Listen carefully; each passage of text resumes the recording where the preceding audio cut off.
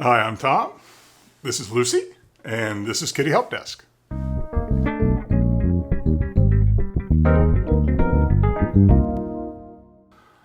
So today I want to talk about something a little different. We've all seen a lot of media hype around this idea that some big companies are referring to as artificial intelligence or AI. And one of the places where that has sort of already started creeping in, whether you like it or not, is in Google searches. In Google search, they now have a sort of what they're referring to as an AI that is basically giving a summary of some information that you might be searching for. So when you search, the first thing you get is this sort of AI summation, and then you get, the regular links down below that. Here's the problem that I have with that, and with just this idea of artificial intelligence in general. The fact of the matter is that there is nothing intelligent about what they're referring to as artificial intelligence.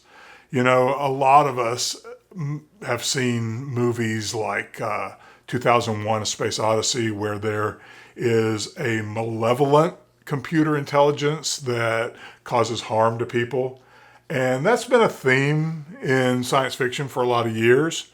But part of that idea is that the computer intelligence has desires and really is acting on its own out of some internal drive, an internal mechanism, much like the way cats behave, and humans and other animals as well.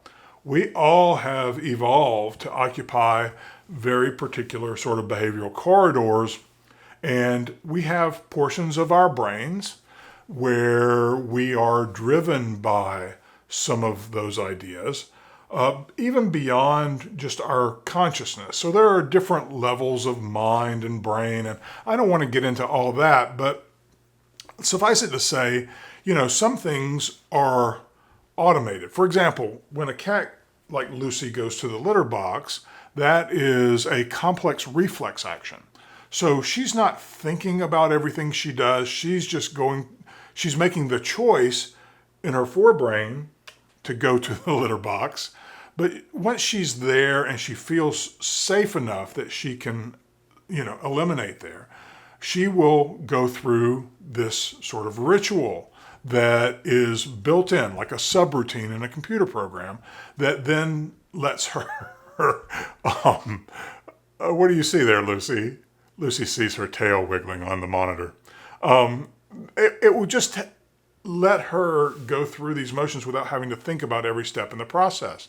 That makes her particularly vulnerable when she's in that position because she's not engaged in her forebrain. And that's why sometimes you'll see cats, they'll scratch and try to cover waste, but they'll be scratching the wall or the side of the litter box or the area outside the litter box sometimes. That's because that subroutine is just saying, do this. It's not like an active choice where they're thinking about, I need to cover this up. Their subroutine is saying, do this, and then check it to see if you can smell anything. You'll see them sort of sniff around, and then they'll try to, if they can still smell their waste, they'll do it again. Some cats behave differently than others. Some of them really take that very seriously, whereas others will sometimes just immediately jump out of the litter box because they might feel insecure in their home, and that territorial insecurity will drive behaviors even more strongly than their elimination behaviors. But the point that I want to make is that, when an animal or a person, we are animals too, engages in a behavior, that behavior has some sort of internal drive that's pushing it forward.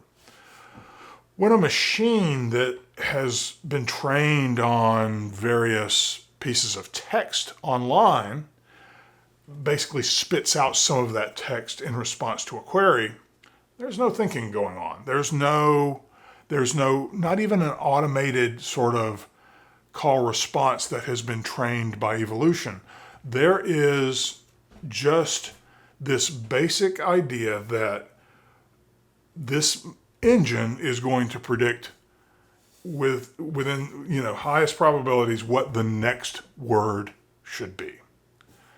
And that's really all these large language models are doing. And because of that, they often get things very, very wrong. And that, while that's okay, it's not great if it happens when you're asking for directions, or if you are asking for, a definition of a word, or, any number of things. But when you start asking about behavior problems with a cat, that's where I really feel it's important to draw the line, because this model is going to have been trained on just everything that's out there, and it only ranks things, to my understanding, according to how often similar things occur out there on the web. And the sad fact is that most of the information about cat behavior that you can find online is sadly out of date.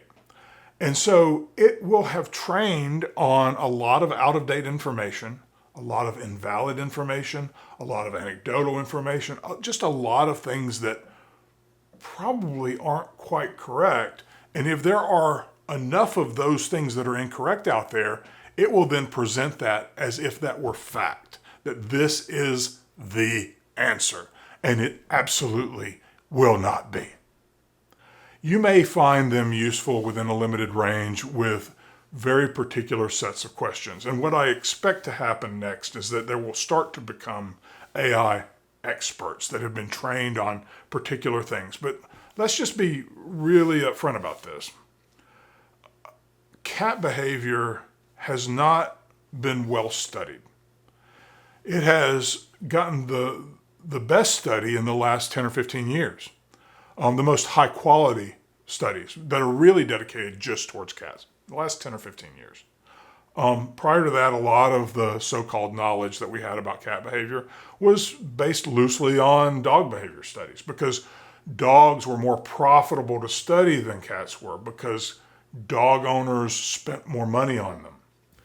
That has changed in recent years, and we've seen a lot more, really good studies about cat behavior. But at the same time, it's very important to understand that these studies are not what are driving these artificial intelligences.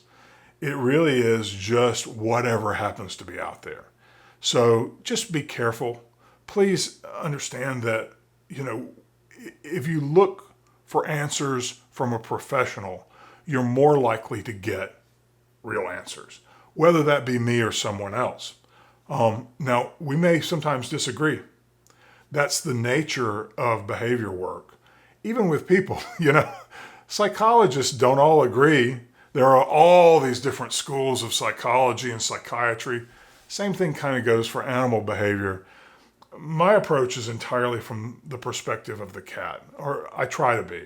And I try to consider what a cat in the wild, what their response, what they would want, what they would need, and trying to give them that in a home setting, I think, is the best possible solution that can satisfy them.